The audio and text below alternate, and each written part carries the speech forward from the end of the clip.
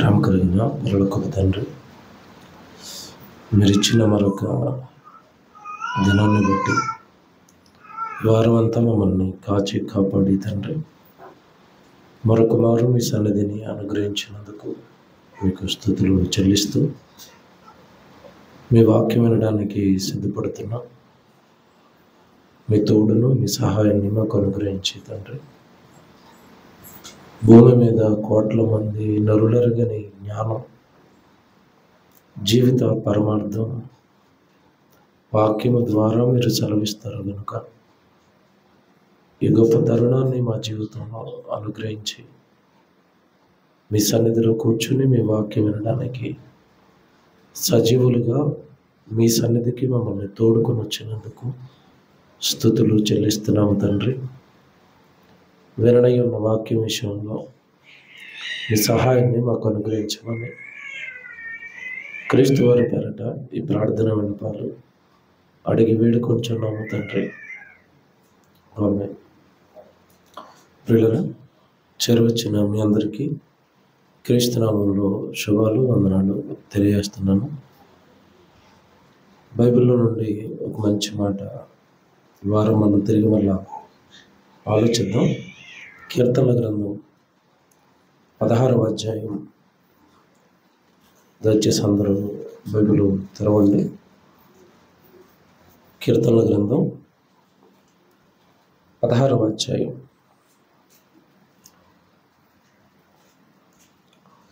ఏడవ వచనం 8వ వచనం జాగ్రత్తగా ఆలోచిద్దాం. కీర్తనల గ్రంథం 16వ అధ్యాయం 7వ వచనం అలాగే 8వ వచనం. నాకు ఆలోచనకర్త అయిన యెహోవాను స్తుతించదను. రాత్రి గడియలలో నా అంతరేంద్రియము నాకు బోధించుచున్నది. సదాకాలము యెహోవా యందు నా గురి నిలుపుచున్నాను. చాలండి, చాలుతుంది. ఇది దావీదు కీర్తన అండి. భక్తుడైన దావీదు ఒక చక్కటి విషయాన్ని ఆత్మీయ జీవితానికి ఉపయోగపడే ఒక ఉన్నతమైన సంగతిని జ్ఞాపకం చేస్తున్నాడు. ప్రియులారా, సహజంగా ఈ లోకంలో మనం బ్రతుకుతున్నప్పుడు ప్రతిదానికి మనకి ఆలోచన చెప్పడానికి ఎవరో ఒకరిని మనిషి ఆశ్రయిస్తూ ఉంటాడు. ఈ విషయంలో మేము ఏం చేయాలి, ఏ నిర్ణయం తీసుకోవాలి అని ఆలోచనల కోసం, ఒక వివాహం చేయాలి అంటే ఆలోచన కోసం ఎవరిని ఆశ్రయిస్తాడు. ఏదైనా ఒక వస్తువు కొనాలి అని అనుకున్నప్పుడు ఆ వస్తువు కొన్న వారి ఆలోచనలు తీసుకుంటాడు. మీరు కొన్న వస్తువు బాగానే పనిచేస్తుందా, మేము ఆ వస్తువు కొనడానికి సిద్ధపడుతున్నాం, ఏ కంపెనీ వస్తువు కొనమంటారు, మీరు కొంటున్న వస్తువు ఉపయోగపడుతుందా లేదా అని ఆలోచన తీసుకుంటాడు. జాగ్రత్తగా వినండి. ఒక స్థలం కొనాలనుకున్నప్పుడు ఆల్రెడీ ఎవరో స్థలం కొని ఇల్లు కొట్టుకున్న వారి ఆలోచన తీసుకుంటాడు. ఆలోచన తీసుకోవటం అనేది మనిషికి స్వతహాగా అలవాటు. ఎవరో ఒకరి సూచన, సలహా లేదా ఆలోచన అది తీసుకుని ముందుకు వెళ్ళాలి అని మనిషి ఆలోచిస్తూ ఉంటాడు. మంచిది. మనుషులు మనం ఎవరినైతే ఆలోచన అడుగుతున్నామో ఆ వ్యక్తి మంచివాడైనప్పుడు, వాక్యంలో ఉన్నవాడైనప్పుడు వాక్యానుసారమైన సలహా ఇస్తాడు. మన సలహా అడుగుతున్న వ్యక్తినే తప్పుగా గనక నిర్ణయించుకుంటే, ఒక తప్పుడు వ్యక్తిని ఆలోచన గనక మనం అడిగితే అతను మనకి తప్పుడు ఆలోచన ఇస్తాడు. దానివల్ల నష్టం తర్వాత జరుగుతుంది. వెంటనే ఆ నష్టం మనకి తెలియకపోయినా నష్టం అనేది తర్వాత జరుగుతుంది. ఇలా మనిషి ఆలోచనలు సాటి వ్యక్తుల నుండి తీసుకోవటం అలవాటు. కానీ ఇక్కడ భక్తుడు దావీదు ఒక విచిత్రమైన మాట, అంటే ఆయన జీవితంలో అనుభవిస్తున్న ఒక మాట ఆయన అక్కడ రాశాడు. ఏమంటున్నాడు అంటే 7వ వచనం మీరు చూస్తే, నాకు ఆలోచనకర్త అయిన యెహోవా. ఈ మాట మీరు లోతుగా ఆలోచించాలి. నాకు ఆలోచనకర్త అయిన యెహోవా, నాకు ఆలోచనకర్త అయిన యెహోవా. ఎన్నిసార్లు ఎందుకన్నాను అంటే, దావీదట ఆలోచనలు తీసుకోవడానికి మనుష్యుల దగ్గరకు వెళ్ళటం లేదట. ఎవరి దగ్గరికి వెళ్తున్నాడట? యెహోవా దేవుడినే ఆలోచన అడుగుతాను. ఈ పని నేను చెయ్యొచ్చా లేదా, ఈ నిర్ణయం నేను తీసుకోవచ్చా లేదా అన్నది నేను దేవుడిని అడుగుతాను అన్నట్టు. బాగా వినాలి. నా ఆలోచనకర్త అయిన యెహోవా. ఇది చిన్న మాట కాదు. ఏమంటే సహజంగా మనం ఆలోచన అనేది ఎవరిని పడితే వాళ్ళని అడుగుతారా? అతను చాలా మనకి సన్నిహితుడు, మనకి చాలా దగ్గరవాడు, లేదా ఖచ్చితంగా మన క్షేమాన్ని కోరుకునేవాడు అన్నప్పుడే అతను ఆలోచన అడుగుతారు. ఏమంటే దావీదు దేవుడిని ఎంత ఓన్ చేసుకున్నాడు, దావీదు దేవుడిని ఎంత సన్నిహితుడిగా భావిస్తున్నాడు. ఒక రకంగా చెప్పాలంటే దావీదు దేవుడికి ఎంత దగ్గరయ్యాడు. ఇది మనం బాగా ఆలోచించాలి. నేను ఎవరిని పడితే వాళ్ళ ఆలోచనలు అడగను, సలహా సూచన ఎవరిది పడితే వాళ్ళతో నేను తీసుకోను. ఎవరు తీసుకుంటాను అంటే, ఇదిగో యెహోవా నా ఆలోచనకర్త అన్నాడు. ఇక్కడ ఇంకా మనం లోతుగా ఆలోచిస్తే, దేవుడు సలహా చెప్తే బాగుండు, దేవుడు ఆలోచన చెబితే బాగుండు అని అందరికీ ఉంటుంది. కానీ ఆయన ఆలోచన కానీ సలహా కానీ సూచన కానీ మనకివ్వాలి అంటే మన భక్తి జీవితం ఎంత గొప్పగా ఉంటే దేవుడు మనకి సలహాలు ఇస్తూ ఉంటాడు, సూచనలు ఇస్తూ ఉంటాడు. నువ్వు ఎలా బ్రతుకు, అలా చెయ్యు అని మనకి దగ్గరగా దేవుడు వస్తాడు. ఒకసారి ఆలోచించాలి. ఇకపోతే ఇక్కడ ఈ సందర్భానికి మిమ్మల్ని తీసుకొచ్చింది ఎందుకంటే, లోకంలో మనుషులు ఇచ్చే సలహాలు సూచనలు కొన్నిసార్లు మనకి నచ్చినట్టుగా ఉంటాయి, మనకి మేలు చేస్తున్నట్టుగా ఉంటాయి. కానీ అంతిమంగా దాని వెనకాల మన ఆత్మకు ప్రమాదం ఉంటుంది. మళ్ళీ చెప్తాను, జాగ్రత్తగా వినండి. మనుషులు చెప్పే కొన్ని ఆలోచనలు, కొన్ని సూచనలు, సలహాలు ఈ శరీరానికి ఉపయోగకరంగా ఉండొచ్చు.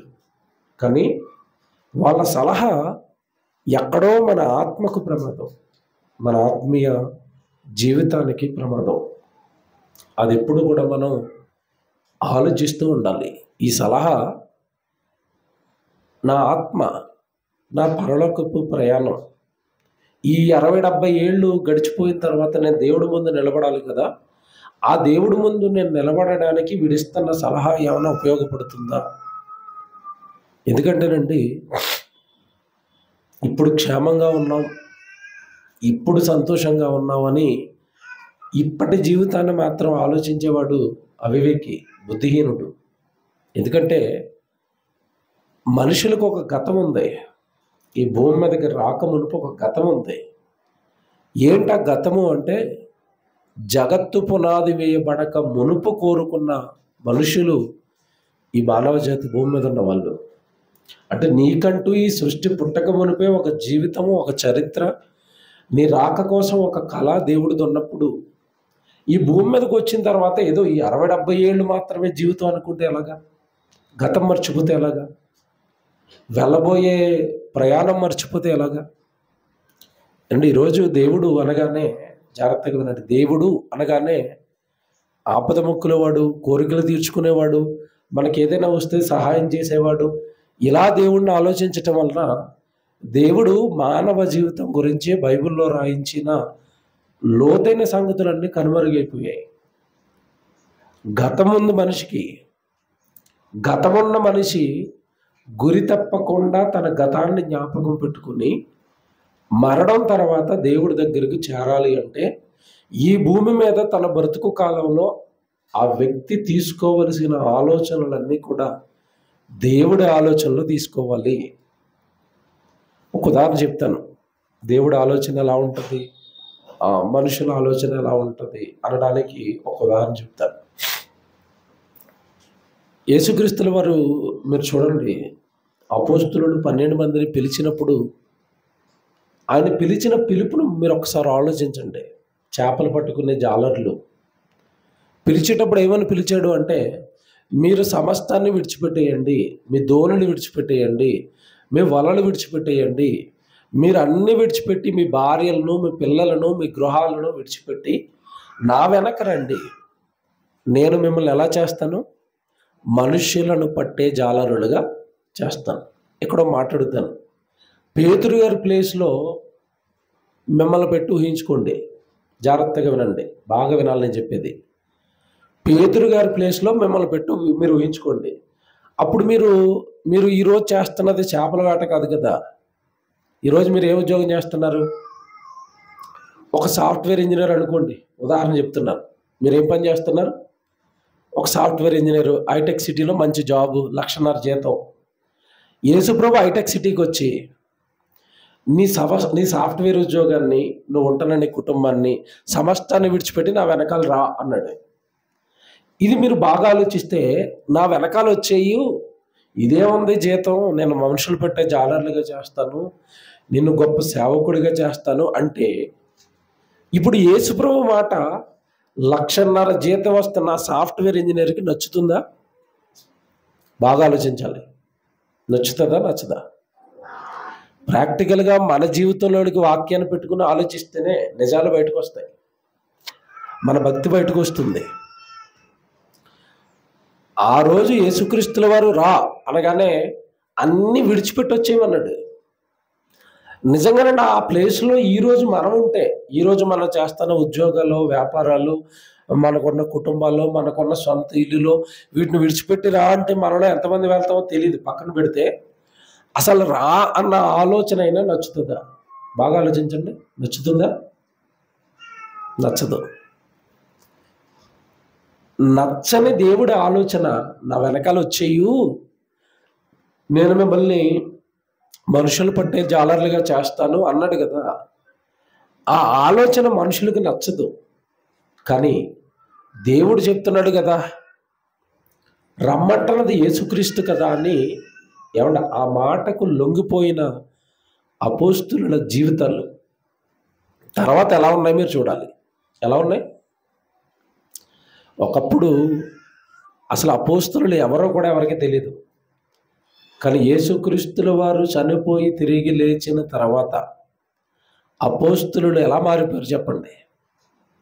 మూల స్తంభాలుగా.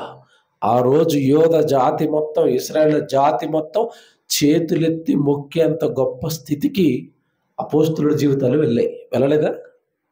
వెళ్ళాయి. కారణం జాగ్రత్తగా వినండి. దేవుడు ఇస్తున్న ఆలోచనలు కానీ, సూచనలు కానీ, సలహాలు కానీ మనకు కొన్నిసార్లు నచ్చవు, ఇబ్బంది పెడతాయి. ఏముంది ఇందులో అన్నట్టుగా ఉంటాయి. కానీ గుడ్డిగా దాన్ని పట్టుకుంటే, పాటిస్తే తర్వాత వచ్చే విజయాలు చాలా గొప్పగా ఉంటాయి. దేవుడు చెప్పే ఏ ఆలోచన కానీ, సూచన కానీ, సలహా కానీ మనుషులకు పెద్దగా నచ్చదండి. అందుకే వాక్యాన్ని మనుషులు ఎందుకు పాటించలేరు, వాక్య ప్రకారం ఎందుకు బ్రతకలేరు అంటే, వాక్యంలో దేవుడు చెబుతున్న చాలా సంగతులు మనుషులకు పెద్దగా నచ్చవు. మీరు చూడండి, ఒక ఉదాహరణ చెప్తాను మీకు అర్థం కావడానికి. మన ఇంట్లో ముసలి వాళ్ళు ఉంటారు, పెద్దవాళ్ళు. వాళ్ళు జీవితాన్ని అంతా అనుభవించేసి ఉంటారు. డక్కముక్కిలన్నీ తెలుసు, జీవితంలో కష్ట నష్టాలు తెలుసు, సుఖాలు బాధలు అన్నీ తెలుసు, అనుభవించి ఉంటారు వాళ్ళు. ఆ అనుభవించున్న పెద్దవాళ్ళు అప్పుడే ఒక 15 సంవత్సరాలు 20 సంవత్సరాలు ఉన్న కుర్రోడికి ఏదైనా ఒక మంచి సలహా ఇస్తున్నారు అనుకోండి, వాడికి ఎలా ఉంటుంది చెప్పండి? ఈ పెద్దవాళ్ళు ఇచ్చే సలహా ఎలా ఉంటుంది? నీకేం తెలుసు ముసలోడు అంటారు వాళ్ళు. బాగా ఆలోచించండి. నీకేం తెలుసు అని మాట్లాడుతున్నావు? ఇప్పుడు యూత్ ఎలాగుందో తెలుసా? బండి ఏమండి, పల్సర్ బండి వెనకాల సైలెన్సర్ పీకేసి రోడ్ల మీద నడుపుతూ ఉంటాడు. ఎలా ఉంటుందో తెలుసా అంటాడు వాడు. లేదురా పడిపోతావురా, యాక్సిడెంట్ అవుతుందిరా, కాలు చెయ్యి ఇరిగిపోద్దిరా, లోపల ఆల్రెడీ నేను చిన్నతనంలో నీకులాగే చేయించి రాడ్ వేయించుకున్నాను రా అంటాడు అనుభవం తగిలిన వాడు. ఆ మాటలు వీడికి రుచిస్తాయా? బాగా ఆలోచించండి. రుచించవు. ఆ మాటలు వీడికి ఏమైనా నిజమే కదా, నా జీవితం ఇలా నాశనం అయిపోతుందేమోనన్న భయాన్ని కలిగిస్తాయంటే కలిగించవు. మీరు బాగా వినాలి. ఒక అనుభవం ఉన్న లోకంలో ఉన్న చెప్తున్న వ్యక్తి మాటలే, ఆలోచనలే ఇప్పుడున్న యవనస్తులకో చిన్నపిల్లలకో నచ్చినప్పుడు పరలోకంలో ఉన్న దేవుడిచ్చే సలహాలన్నీ కూడా ఆత్మకు సంబంధించినవి. బాగా వినండి. 60-70 ఏళ్ళు తర్వాత మట్టిలో కలిసిపోయే ఈ దేహం గురించి దేవుడు పెద్దగా ఆలోచించలేదు బైబిల్లో. ఆయన ఏ మాట చెప్పినా కూడా దేనికోసం చెప్తాడు అంటే మన ఆత్మ శాశ్వత కాలం ఉండిపోయేది. అది దేవుళ్ళలో నుంచి విడిపోయిన భాగం, అది దేవుడి దగ్గరకు వెళ్ళవలసిన భాగం. అది ఆ భాగం గురించే దేవుడు ఎక్కువగా మాట్లాడతాడు. కానీ మనుషులు ఈ జీవితం, ఈ లోకాన్ని చూసుకునండి, దేవుడి మాటలకు పెద్దగా విలువ ఇవ్వరు. మరి ఇక్కడ దావీదు, నేనైతే నా తండ్రి అయిన దేవుడు వాక్యం ద్వారా ఏ సలహాలు అయితే ఇస్తాడో, ఏ ఆలోచనలు అయితే ఇస్తాడో వాటినే నేను పట్టించుకుంటాను అన్నాడు. దాని వలన దావీదు జీవితానికి ఒక లక్ష్యం ఏర్పడింది. మీరు చూడాలి జాగ్రత్తగా. 7వ వచనం, నాకు ఆలోచనకర్త అయిన యెహోవాను స్తుతించెదను.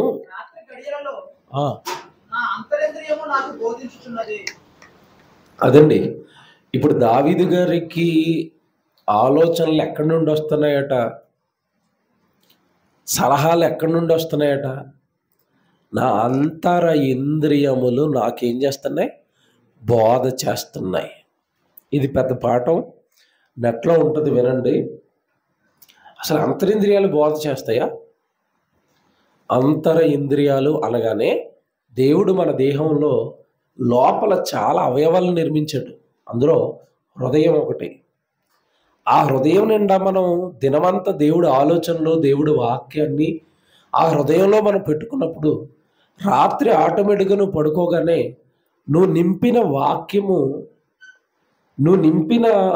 వాక్యము విన్న అంతర ఇంద్రియాల అవయవాలు అనేవి రాత్రిపూట కూడా నీకు బోధ చేస్తూ ఉంటాయి. అదే చెప్తున్నాడు ఇక్కడ. రాత్రి గడియలలో నా అంతర ఇంద్రియములు నాకు ఏం చేస్తాయట? బోధ. మీరు ఇది నమ్ముతారో లేదో,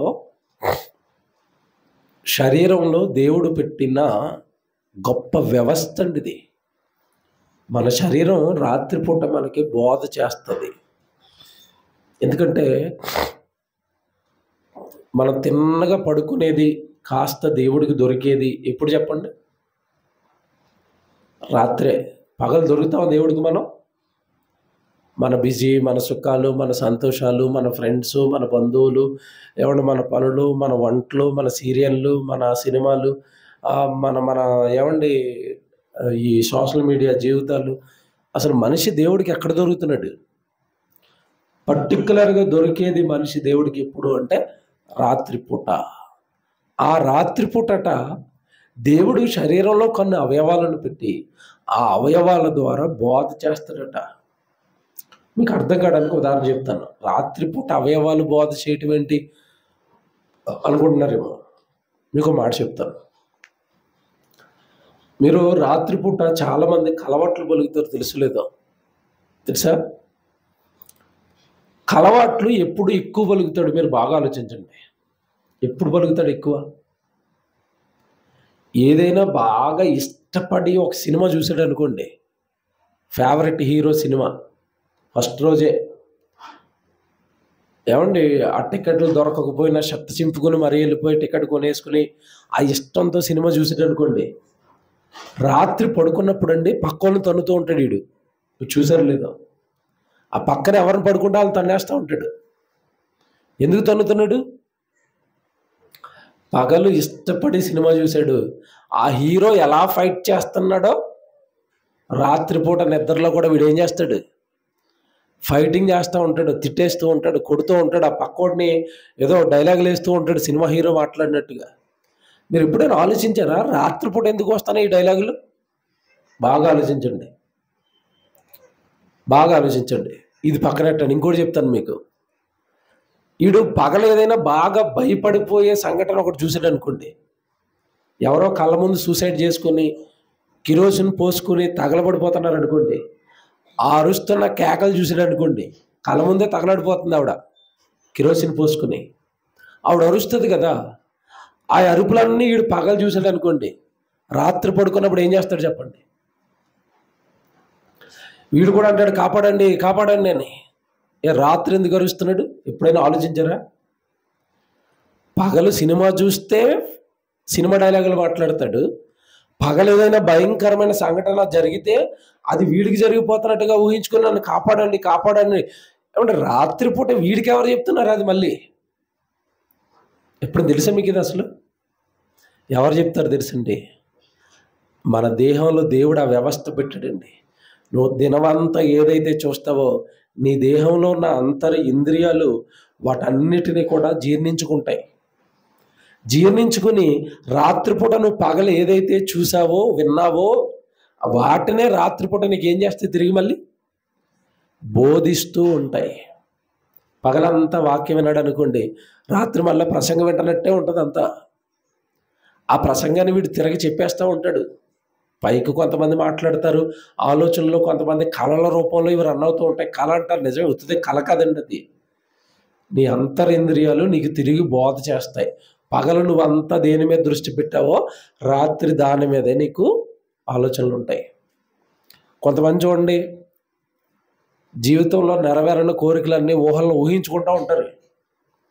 ఉదాహరణ, బాగా లేవులో ఉన్నాడు అనుకోండి, మనం కూడా వాళ్ళలో ఉంటే ఎంత బాగుండు, మనకు ఒక కారు ఉంటే, మనకు ఒక బిల్డింగ్ ఉంటే, మన ఇంటి నిండా పని వాళ్ళు ఉంటే, చిటికేయగానే సార్ అనుకుంటున్నా ముందు 10 మంది నిలబడితే ఎలా ఉంటుందని పగలంతా ఊహించుకుంటాడు. రాత్రి ఎలాంటి కళ్ళు వస్తాయి చెప్పండి?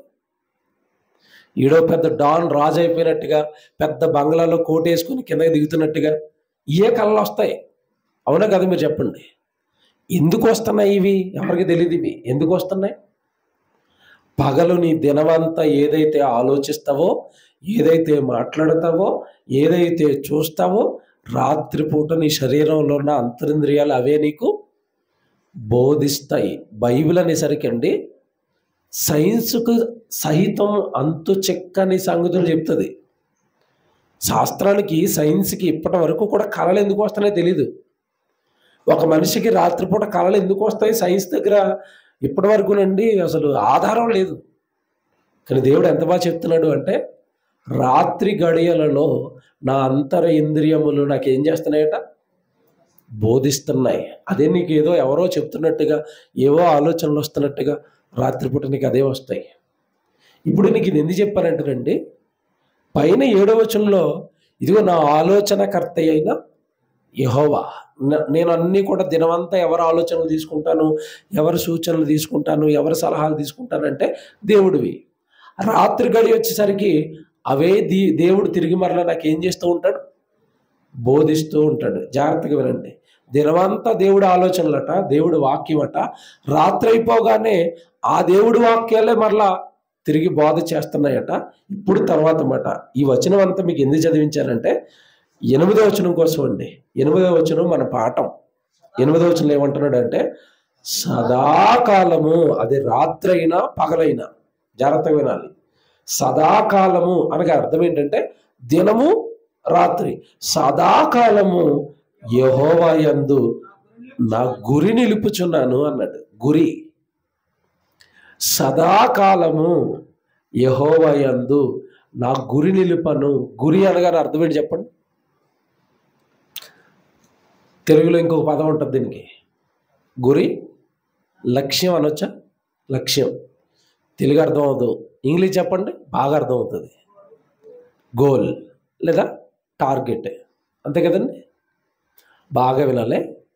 గోల్, టార్గెట్, లక్ష్యం, గురి. ఎవరట? దావీదుకి. బాగా వినండి అన్నమాట. సదాకాలము యెహోవా యందు నా గురి, నా టార్గెట్ అన్నాడు. బాగా వినాలి. ఈరోజు భూమి మీద ఉన్న ఈ 800 కోట్ల మందిని మీరు కదిపితే ఒక్కొక్కరికి ఒక గోల్ ఉంటుందండి. ఒక్కొక్కరికి ఒక టార్గెట్ ఉంటుంది. మీరు అడగండి, మీరు ఎంత ఏమీ లేదండి అలా సప్పగా బతికేస్తానని అన్నవాడిని కూడా అసలు మీరు ఏం చేయాలనుకుంటున్నారు భవిష్యత్తులో అనండి. నెమ్మదిగా అడగ్గా నెమ్మదిగా బయటికి తెస్తాడు. ఏం లేదు బ్రదర్, చచ్చిపోయే లోపు హైదరాబాద్లో ఒక పెద్ద విల్లా కొనాలనుకుంటున్నాను. టార్గెట్ అనమాట. గురుంది. ఉందా? ఉంది.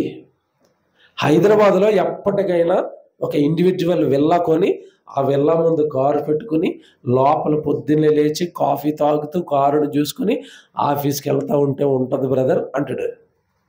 అంటే జీవితకాలానికి ఒకటి ఫిక్స్ చేసుకున్న టార్గెట్ పెట్టుకున్నాడు.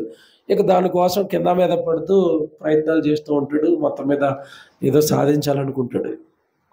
మీరు ఎవరిని కదిపినానండి ఏదో ఒకటి ఉంటుందండి. నేను చదువుకోవాలనుకుంటున్నాను బాగా, నేను ఇదిగో ఈ ఉద్యోగం చేయాలనుకుంటున్నాను, లేదా ఇగో ఆస్తి సంపాదించాలనుకుంటున్నాను, పేరు సంపాదించాలనుకుంటున్నాను, అధికారం సంపాదించాలనుకుంటున్నాను, లేదా ఇదిగో మా ఇంటి నిండా ఇలాంటి బ్రాండెడ్ కాస్ట్లీ వస్తువులు ఉంటే మా ఇంట్లో నేను చూడాలనుకుంటున్నాను. గోల్స్ అండి ఇవన్నీ, గురులు. లేదా మా ఊర్లో ఇల్లు కట్టాలనుకుంటున్నాను, మా ఊర్లో పొలం కలాలనుకుంటున్నాను. ఈ గురులు ఉంటాయి కొంతమందికి. కొంతమందికి ఎవడ దేవుళ్ళలోకి వచ్చిన తర్వాత దైవానికి సంబంధించిన గోల్స్ ఉంటాయి కొన్ని. నేను ఎప్పటికైనానండి నా జీవితంలో ఒక పెద్ద భారీ మీటింగ్ పెట్టాలనుకుంటున్నాను. కొంతమందికి ఉంటాయి ఇలాగా మాతో చెప్తున్నవి ఇవి. లేదా నేను ఒక చోట మందిరం కట్టాలనుకుంటున్నాను, గుడి కట్టాలనుకుంటున్నాను. ఆ కొంతమంది గోల్స్ ఉంటాయి. లేదా కొంతమందిని నేను సేవకులకి నా జీవితకాలం ఏదో ఒక సహాయం చేయాలనుకుంటున్నాను.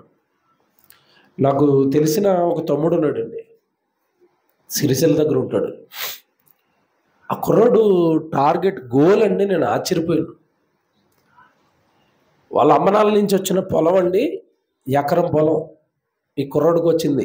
ఎకరం పొలం ఆస్తి పనిచేశారు. ఎకరం పొలం ఈ అబ్బాయికి వచ్చింది. ఎకరం పొలం అండి పండిస్తున్నాడు, పంట వేస్తాడు, వరి పండుతుంది. ఆ కుర్రాడు నాతో చెప్పిన ఆలోచన అండి, నేను ఆశ్చర్యపోయాను. నేనైతే నాకు ఈ మధ్యకాలంలోనే ఆస్తి పంపకాలు అయిపోయాయి, నాకు ఒక ఎకరం భూమి వచ్చింది అన్నాడు. వెరీ గుడ్ నాయనా. అంటే అతను చెప్పిన మాట అండి, నాకు వ్యవసాయం చేయటం రాదన్నా, కాబట్టి నాకు వచ్చిన ఎకరం భూభాగాన్ని కౌలుకి ఇచ్చేసాను వేరే వాళ్ళకి పండించుకోమని. వాళ్ళకేమో లెక్కలు ఉంటాయట, ఇన్ని బస్తాలు పడితే ఇన్ని మాకు ఇవ్వాలి, ఇన్ని మీరు తీసుకోవాలి అని కౌలు. కొన్ని బస్తాలకు మాట్లాడుకున్నాడట, నాకు ఇన్ని బస్తాలు ఇవ్వాలి ఎకరానికని. మాట్లాడుకునండి, ఆ వచ్చిన 20 బస్తాలో 25 బస్తాలో 10 బస్తాలో 15 బస్తాలో వచ్చిన ప్రతిసారి వచ్చిన ధాన్యాన్ని వచ్చినట్టుగా మిల్లుకి పంపిస్తారట. మిల్లుకి పంపించి బియ్యం పండిస్తారట. బియ్యం బస్తాల నిండా బియ్యం తెచ్చండి, ఎక్కడెక్కడ సేవకులు వాక్యం చెప్తున్న సేవకులు ఎవరైతే ఉంటారో ప్రతి సంవత్సరం ఆ పంట అంతా సేవకులకి పనిచేస్తున్నాడట. వచ్చిన బియ్యం అన్నీ కూడా ఎన్ని బియ్యం వస్తే అన్ని సేవకులు ఇంట్లోకి వెళ్ళాలి, వాళ్ళు భోజనం తినాలి, మా పొలంలో పండిన పంట తింటూ అతను వాక్యం చెప్పాలి. మీ లిస్ట్లో ఎవరైనా పేదవాళ్ళు ఉంటే నాకు లిస్ట్ ఇవ్వండి అన్న, నేను వాళ్ళకి పంపించేస్తానంటే నేను కొంతమంది పేర్లు రాశాను, వాళ్ళకి పంపించాడు. ప్రతి సంవత్సరం నేను అసలు ఆ ఎకరం మీద వస్తున్న ఒక చిన్న బియ్యపు గింజ కూడా నేను తిన్నా. నేను ఎంతకాలం బ్రతుకుంటే అంతకాలం ఆ పంట అంతా కూడా సేవకుల ఇంట్లోకి వెళ్ళాలి అన్నాడు. అది నా లైఫ్ అంబిషన్, టార్గెట్ అన్నాడు. ఎలా ఉంది అది? అసలు ఎంత బాగుంది అది. అంటే ఇలా కొంతమంది గురి, లక్ష్యం, టార్గెట్ పెట్టుకుని బతుకుతున్నారు దేవుడి కోసం. నిజంగా దావీదు మాట అండి నిజంగా ఆశ్చర్యాన్ని కలిగించింది. సదాకాలము యెహోవా యందు నేనేం పెట్టుకుంటానంటున్నాడు, గురి. నా టార్గెట్ ఎప్పటికైనా దేవుణ్ణి చేరాలి, దేవుణ్ణి చూడాలి. బాగా వినండి, భూమి మీద ప్రతి మనిషికి ఉండవలసిన టార్గెట్ అండి ఇది. దావీదుకి ఒక్కడికే కదండి, అందరూ పెట్టుకోవాల్సిన టార్గెట్ ఇదే. ఎందుకంటే ఈ జీవితాన్ని ఇచ్చింది దేవుడు అండి, ఈ కుటుంబాలను ఇచ్చింది దేవుడు. ఈరోజు చక్కగా మనం హాయిగా ఆనందంగా బ్రతుకుతున్నాము అంటే, సంతోషంగా ఉన్నాము అంటే ఆనందపడుతున్నామంటే వీటన్నిటికీ మూల కారకుడు దేవుడండి. కానీ ఏంటో మనిషి దేవుడి దగ్గరికి వచ్చి కూడా ఏమంటే దేవుడు ఎలా ఉంటాడు, దేవుణ్ణి నేను చూడాలి, దేవుణ్ణి నేను చేరాలి, ఈ టార్గెట్, ఈ లక్ష్యం అనేది అసలు ఎవరిలోనూ కనపడదండి. మళ్ళా చెప్తున్నాను, ఏమంటే మన కన్న తండ్రి మనం ఏదో చదువు కోసమో ఉద్యోగం కోసమో ఏదైనా దూరం వెళ్ళిపోతే కొద్ది రోజులకే మనకు ఆయన చూడాలన్న మనసు మనకు ఏర్పడుతుందండి. తల్లిని చూడకుండా ఉండగలమా? తండ్రిని చూడకుండా ఉండగలమండి? పిల్లల్ని చూడకుండా ఉండగలమా? ఉండలేము. అలాంటిది ఏమంటే ఈరోజు ఈ జీవితాన్ని ఇచ్చి, స్థితినిచ్చి, ఈ అందమైన విశ్వాన్ని కట్టి మనం పాపంలో పడిపోయి నరకానికి ఎక్కడికి వెళ్ళిపోతామన్న భయంతో తన జ్యేష్ఠ కుమారుడు యేసుక్రీస్తుల వారిని సిలువలో మన కోసం చంపేసిన ప్రేమమయుడు తండ్రి, ప్రేమ కలిగిన వాడు, నిరంతరము తన చేతులు చాపి పిల్లల వైపు ఎదురు చూస్తున్నవాడు, నరులారా తిరిగి రండి అని బైబిల్లో చక్కగా తన మనసులో ఉన్న ప్రేమను వెల్లడబరిచిన వాడు దేవుడైతే, ఆ దేవుని యందు గురి, బాగా వినండి, ఆ దేవుని యందు లక్ష్యం, ఆ దేవుడే నా టార్గెట్ అన్న వాళ్ళు ఎంతమంది ఉన్నారు ఈరోజు భూమి మీద? ఎలాగైనా ఈ 60-70 సంవత్సరాలు నెమ్మదిగా ఈ భూమి మీద పాపం చేయకుండా బ్రతికి సర్వం తండ్రి కోసం అర్పించేసి ఎలాగైనా నేను తండ్రిని చేరాలి, తండ్రిని చూడాలి, ఇది నా లక్ష్యం, ఇది నా టార్గెట్, ఇది నా ఎయిమ్, ఇది నా గురి, ఎవరు ఆలోచిస్తారు ఇలాగా? నిజంగా దావీదు జీవితం ఆశ్చర్యం కలిగించిందండి. గురి ఉంటే సరిపోదు, లక్ష్యం ఉంటే సరిపోదు. చాలామంది చెప్తారు, నువ్వు కళలు కనటం కాదు, కన్న కళలను సాధించుకోవడానికి ఏం చేయాలట? కష్టపడాలి అని చెప్తారు. తెలుసు కదా మీకు? క్రికెటర్ అయిపోవాలి, గోల్ బాగానే ఉంది, గురు బాగానే ఉంది. క్రికెటర్ అయిపోవాలంటే ఏం చేయాలి? కష్టపడి ప్రాక్టీస్ చేయాలి, నిరంతరం నెట్లో శ్రమించాలి, ఐఏఎస్ అయిపోవాలి, కలెక్టర్ అయిపోవాలి. లక్ష్యం బాగానే ఉంది అనుకుంటే అయిపోతారా? కలెక్టర్ అవ్వాలంటే ఏం చేయాలి చెప్పండి? రోజుకి 17 గంటలు 18 గంటలు చదువుతూనే ఉండాలి. అంటే లక్ష్యం అందరికీ ఉంటుంది. ఆ లక్ష్యాన్ని చేరుకోవడానికి కష్టపడిన వాడే, ఆ లక్ష్యాన్ని చేరుకోవడానికి ఎన్ని కష్టాలైనా పర్వాలేదు నేను భరిస్తాను అన్నవాడే ఎప్పటికైనా గురిని చేరుకుంటాడు. కానీ దావీదు గురట సదాకాలము యెహోవా యందు, దేవుని యందు, ఆ మాట చూసారా? సదాకాలము యెహోవా యందు నా గురి నిలిపాను, టార్గెట్ పెట్టాను, దేవుణ్ణే టార్గెట్ పెట్టాను అన్నాడు. దేవుడి యందు గురి నిలిపాను అన్నాడు. ఇక్కడ మీరు బాగా లోతుగా ఆలోచించవలసిన విషయం అండి, గురి నిలబడాలి అంటే కోచ్ ఉండాలి, అంతే కదండి? ఏ టార్గెట్ని మనం సాధించాలి అన్నా, ఏ గొప్ప స్థితికి వెళ్ళాలన్నా వెనకాల ఎవరు ఉండాలి? కోచ్, గురువు ఉండాలి. బాగా వినండి, గురువు ఉండాలి. భూమి మీద మనిషి చిన్నవి సాధించడానికి గురువు ఉండాలి అన్నప్పుడు, మీ గురి టార్గెట్ దేవుడైతే, బాగా వినండి, గురి టార్గెట్ దేవుడైతే ఆ టార్గెట్ని ఎలా ఛేదించాలి, ఆ టార్గెట్ దగ్గరికి ఎలా చేరాలో ఒక గురువు అవసరం. దేవుడండి లక్ష్యాన్ని కళ్ళ ముందు పెట్టాడు. మీ లక్ష్యం నేనవ్వాలి అన్నాడు. జాగ్రత్తగా వినండి, మీ లక్ష్యం నేనవ్వాలి అన్నాడు. లక్ష్యం చేరాలి అంటే గురువు ఉండాలి కనుక గురువును కూడా కళ్ళ ముందు పెట్టాడు. ఎవరా గురువు? యేసుక్రీస్తు అండి. గురువు యేసుక్రీస్తు. ఒకసారి మాట చూస్తే ఎంత బాగుంటుందో అండి. మత్తయి సువార్త ఒకసారి తీయండి.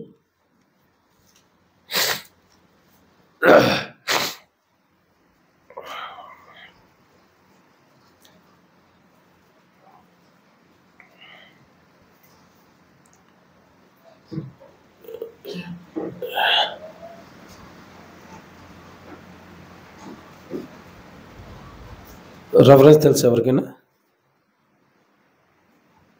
5వ అధ్యాయంలో అనుకుంటాను, ఒకసారి చూపిస్తాను.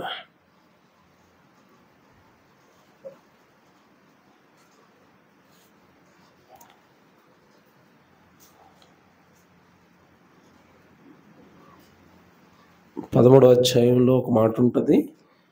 5వ అధ్యాయంలో ఒక మాట ఉంటుంది.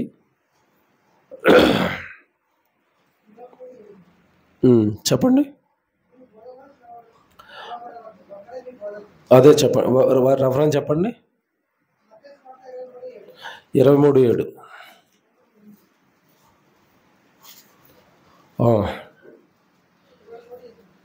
7వ వచనం 8వ వచనం అండి. 8వ వచనం, డైరెక్ట్గా 8వ వచనం. మీరైతే బోధకులను పిలువబడవద్దు, ఒక్కడే మీ బోధకుడు, మీరందరూ సహోదరులు అన్నాడు. ఏమండి, ఇక్కడ మీరు జాగ్రత్తగా ఆలోచిస్తే బోధకులని పిలువబడొద్దు అన్నాడు. దీన్ని చాలామంది అర్థం చేసుకోలేదు ఇప్పటికీ. మన పోస్టల్ మీద దైవజనులు, ముఖ్య వాక్యోపదేశకులు, బోధకులు అని వేస్తే చాలామంది అంటారు బోధకులను పిలువబడొద్దు అన్నాడు కదా, మీరెందుకు బోధకులను వేశారు అంటారు. తెలియదు వాళ్ళకి సబ్జెక్ట్ పూర్తిగా. బోధకులని పిలువబడొద్దు అని ఎందుకన్నాడు, ఎప్పుడు అన్నాడు అంటే అసలు బోధే రాలేదు అప్పటికి. ఇంకా ప్రభు బోధించటం అప్పుడే ప్రారంభించాడు. సబ్జెక్ట్ అంతా వచ్చేసిన తర్వాత బోధకులు అయిపోండి అన్నాడు. ఎక్కడ? హెబ్రీ పత్రిక వెళ్ళేసరికి మీలో అనేకులు బోధకులై ఉండవలసిన వారై ఉండగా అంటాడు. అప్పటికి మీరు బోధకులు అయిపోవాలంటున్నాడు. ఇక్కడ మాత్రం వద్దు అన్నాడు. కారణం ఏంటంటే అప్పటికి ఇంకా సిలబసే రాలేదు. సిలబసే లేకుండా, పుస్తకాలు లేకుండా మాస్టర్లు ఎవరు ఉంటారు చెప్పండి? కనుక యేసుక్రీస్తుల వారు బోధ ప్రారంభించిన కాలంలో అన్నాడు, ఇప్పటికి ఇంకా మీరు బోధకులను పిలువబడవద్దు, బోధ నేను చేస్తాను, బోధ నేను చేసేసిన తర్వాత మీరు బోధకులు అవ్వండి. అది ఓకేనా? జాగ్రత్తగా వినాలి. మీరు ఎవరు బోధకులని పిలువబడవద్దు. నెక్స్ట్, ఒక్కడే మీ బోధకుడు, మీరు అందరూ సహోదరులు, మరియు భూమి మీద ఎవరికైనాను తండ్రి అని పేరు పెట్టవద్దు, ఒక్కడే మీ తండ్రి, ఆయన మీ పరలోకమందున్నాడు. నెక్స్ట్, మరియు మీరు గురువులను పిలువబడవద్దు, క్రీస్తు ఒక్కడే మీ గురువు అన్నాడు. చూసారా? ఈ పదం అంటలం చేసుకోండి. గురువు ఎవరట? క్రీస్తు. క్రీస్తు ఒక్కడే మీ గురువు. క్రీస్తు ఒక్కడే మీ గురువు. టార్గెట్ ఉందా? గురు ఉంది, గురి ఉంది, గురువు ఉన్నాడు. గురి చేరాలి అంటే గురువు గారి మాటలు జాగ్రత్తగా వినాలి. మళ్ళా చెప్తున్నాను, జాగ్రత్తగా వినండి. గురి చేరాలి అంటే ఎవరి మాటల్లో ఉండాలి? గురువు గారి మాటలు. ఇప్పుడు గురువు గారి మాటల్లో మీరు చూడండి, జాగ్రత్తగా వినండి. యేసుక్రీస్తుల వారి మాటల్లో ఎక్కడైనా ఈ శరీరం గురించి కానీ, లోక సంబంధమైన డబ్బు గురించి కానీ, ఆస్తి గురించి కానీ, సంపదల గురించి కానీ, ఈ శరీర సంబంధమైన జీవితం గురించి ఏమైనా ఉంటాయా? గురువుగారి మాటల్లో ఉంటాయా? ఉండవు. ఆత్మ, పరలోకం, తండ్రి, తండ్రి ఇష్టం, వాక్యం, సేవ, పని, ఇది గురువు. గురువు గురిచారాలనుకునే వారికి గురువు చెప్పిన బోధ ఇది. ఎవడు ఈయన ఒకటి చెప్పాడు సూత్రం, జాగ్రత్తగా వినాలి. సూత్రం ఒకటి చెప్పాడు. ఏంటా సూత్రం అంటే, మీరు గురువుగా నేను గురి చేరిపోయాను. ఇప్పుడు ఈయనే గురువుగా ఎందుకు పెట్టాడు దేవుడు మనకంటే, భూమి మీద మానవ అవతారం ఎత్తి, నరావతారం ఎత్తి, నరుడిగా బ్రతికి పరలోకం చేరిపోయిన మొట్టమొదటి వ్యక్తి ఎవరు చెప్పండి? యేసుక్రీస్తే కదా. ఇప్పుడు మీకు గచ్చిబౌలి ఎంతమందికి తెలుసు? గచ్చిబౌలి తెలుసు కదా. గచ్చిబౌలి దగ్గర నుంచి కొంచెం పైకి వెళ్తే పిల్లల గోపీచంద్ అకాడమీ అని ఒక అకాడమీ ఉంటుంది, తెలుసా మీకు? గోపీచంద్ అకాడమీ. అతను ఒక పెద్ద గురువు. ఇప్పుడు దేనికి గురువు అయ్యాడు? దేనికి గురువు అయ్యాడు? గోపీచంద్ ఏమాడాడు తెలుసా? బ్యాడ్మింటన్. అతను గురువు ఎందుకు అయ్యాడు మీరు చెప్పాలి. బ్యాడ్మింటన్లో పతకాలు సాధించాడు. జాగ్రత్తగా వినండి. బ్యాడ్మింటన్లో ఏం సాధించాడు? పతకాలు సాధించాడు, విజయం సాధించాడు.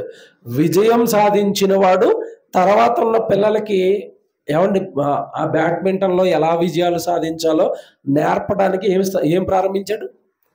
అకాడమీ ప్రారంభించాడు. అంటే ఇప్పుడు యేసుక్రీస్తుల వారిని దేవుడు గురువుగా మనకు ఎందుకు పెట్టాడు అంటే, మానవ రూపంతో పరలోకాన్ని సాధించాడు, దేవుణ్ణి చూశాడు, దేవుడి దగ్గరికి వెళ్ళిపోయాడు, దేవుడే గురై బ్రతికాడు. కనుక గురువుగా ఎవరిని నియమించాడు అంటే యేసుక్రీస్తుల వారిని నియమించాడు.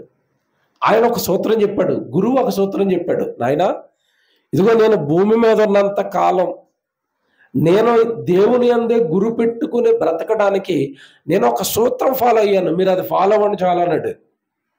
ఏంట సూత్రం అంటే, ఒకసారి యోహాను సువార్తకి రండి. యోహాను సువార్త 13వ అధ్యాయానికి రండి. యోహాను సువార్త 13వ అధ్యాయం 3వ వచనం చూడండి. ఇది యేసుక్రీస్తుల వారు మోటో. ఆయన ఇది గుర్తుపెట్టుకున్నాడు కనుక గురి చేరిపోయాడు. మనం గుర్తుపెట్టుకోవాల్సింది ఇదే. యోహాను సువార్త 13వ అధ్యాయం 3వ వచనం. తండ్రి తన చేతికి సమస్తమును అప్పగించిననియు, ఇది అండర్లైన్ చేసుకోండి, తాను దేవుని యొద్ద నుండి బయలుదేరి వచ్చెననియు, దేవుని యొద్దకు వెళ్ళవలసి ఉన్నదనియు యేసు ఎరిగి. చూసారా, ఎరిగి అంటే జ్ఞాపకాలలో ఉంచుకున్నాడు, గుర్తుల్లో ఉంచుకున్నాడు. ఏం జ్ఞాపకాల్లో ఉంచుకున్నాడట? తాను తండ్రి అయిన దేవుని యొద్ద నుండి బయలుదేరి వచ్చాను. తిరిగి మళ్ళీ అక్కడికి వెళ్ళాలి, దేవుని దగ్గరకే వెళ్ళాలన్నది గుర్తుపెట్టుకున్నాడట. గురువు గారి సూత్రం అది, గురువు గారి విజయ రహస్యం అది. ఇప్పుడు మనం అందరూ శిష్యులు అయితే ఆ గురువుకి నిజంగా మనము గురిని చేరాలి అంటే, టార్గెట్ మనం ఛేదించాలి అంటే, ఆ లక్ష్యాన్ని మనం చేరుకోవాలి అంటే మనకు కూడా జ్ఞాపకాలలో ఎప్పుడు ఏముండాలి చెప్పండి? నేను కూడా ఎక్కడి నుండి బయలుదేరి వచ్చాను, మనమంతా ఎక్కడి నుంచి వచ్చాను చెప్పండి? ప్రభువా, తరతరముల నుండి మాకు నివాస స్థలము నీవే. అంటే ఎక్కడి నుంచి వచ్చారు మనుషులు భూమి మీదకి? దేవుడి దగ్గర నుంచి వచ్చిన మనిషి ఆ గురు ఉండాలి కదండి. నేను బయలుదేరి వచ్చింది అక్కడి నుంచి, తిరిగి మళ్ళీ అక్కడికి వెళ్ళాలి. మీకు ఒక ఉదాహరణ చెప్పనా? మీరు గుడికి ఎక్కడి నుంచి వచ్చారు చెప్పండి? ఇంటి దగ్గర నుంచి వచ్చారు కదా. మీరు ఇల్లు మర్చిపోతే మిమ్మల్ని ఏమంటారు చెప్పండి? డైరెక్ట్ మాట్లాడుకుందాం, ఏమంటారు? పిచ్చోళ్ళు అంటారు. ఇప్పుడు దేవుడి దగ్గర నుండి బయలుదేరి వచ్చినోడు దేవుడి దగ్గరికి వెళ్ళాలి అన్నది మర్చిపోయాడు అనుకోండి, వీళ్ళు కూడా ఏమనాలి? అంతే కదండి. ఇల్లు మర్చిపోయినాడు పిచ్చోడైతే ఏమంటే పరలోకం మర్చిపోయినాడు కూడా ఎవరు చెప్పండి? ఇప్పుడు అంటే దేవుడు దీన్ని పిచ్చోడు అంటే బాగోదని ఇంకో స్టైల్గా ఒక మాట అన్నాడు. ఏమన్నాడు చెప్పండి? లోక పిచ్చోడు అన్నాడు.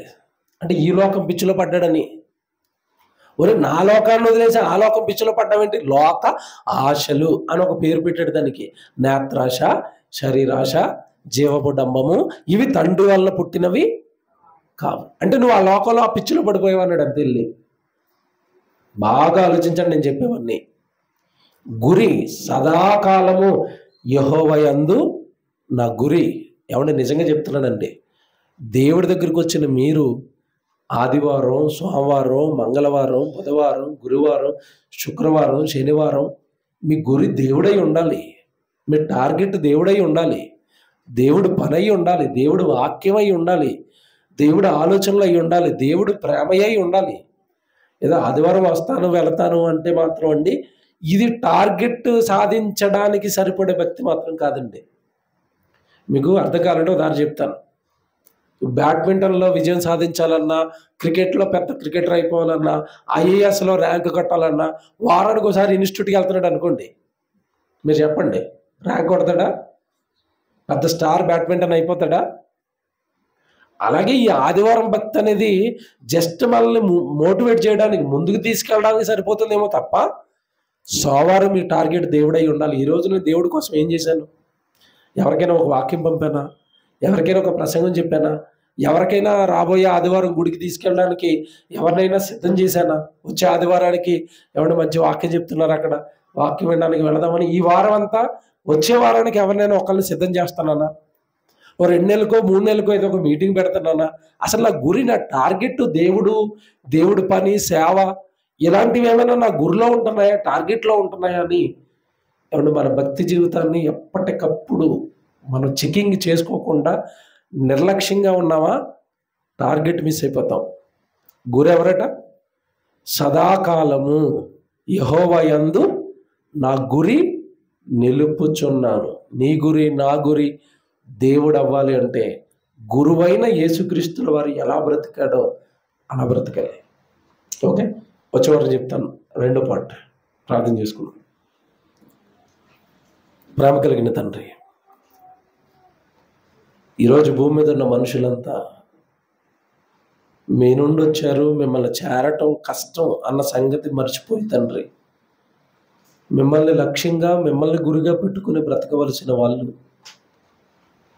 ఈ లోకంలో 60-70 ఏళ్ళు శరీరానికి సంబంధించిన లక్ష్యాలలో గురులలో మునిగిపోయారు తండ్రి. మీ పిల్లలుగా నిజాలు మాకు తెలియజేస్తున్నారు, సత్యాన్ని మాకు అందిస్తున్నారు. మా గురి మీరై ఉండాలి అని ఎన్నో మాటలు బైబిల్లో రాశారు. విన్న ఈ మాటలు తండ్రి, మీ పిల్లలు గ్రహించుటకు కృప చేయండి. వారి వినికిడిలో ఈ వాక్యాన్ని ఫలింపచేయండి. క్రీస్తు వారి పేరట ఈ ప్రార్థన విన్నపాలు అడిగి వేడుకొనుచున్నాము తండ్రి. ఆమేన్. అందరికీ వందనాలు. Thank you.